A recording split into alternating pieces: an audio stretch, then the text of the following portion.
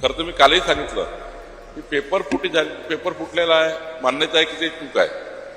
तो याचा अर्थ असा आहे की त्या धर्मेंद्र प्रधानांनी पेपर फोडला किंवा सरकारने पेपर फोडला. एका सिस्टीममध्ये बदमाशी झाली आहे. करण्याची का गरज होती? ही शांततामय आंदोलनाला त्या पद्धतीनं चिरडण्याची का आवश्यकता होती? जाणीवपूर्वक सरकारला बदनाम करण्याकरता, युवकाच्या मनात द्वेष निर्माण करण्याकरता केलं गेलं होतं. पोरांना जखमी केलं गेलं.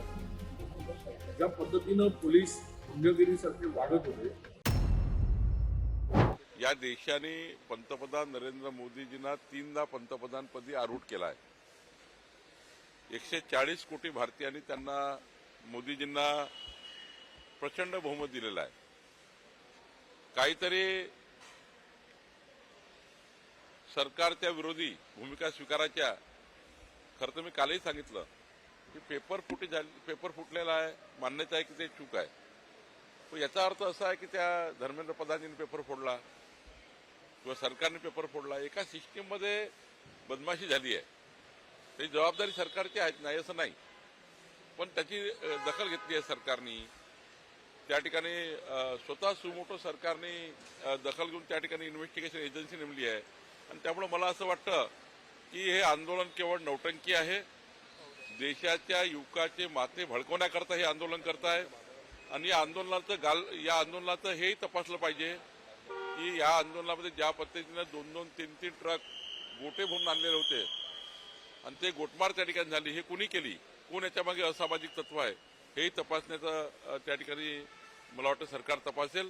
पण हे आंदोलन जाणीवपूर्वक सरकारला बदनाम करण्याकरता, युवकाच्या मनात द्वेष निर्माण करण्याकरता केलं गेलं होतं. काल ज्या आंदोलनामध्ये ज्या पद्धतीनं शांततामय आंदोलनाला हाताळले गेले आणि लाठीचार्ज करून त्या तरुण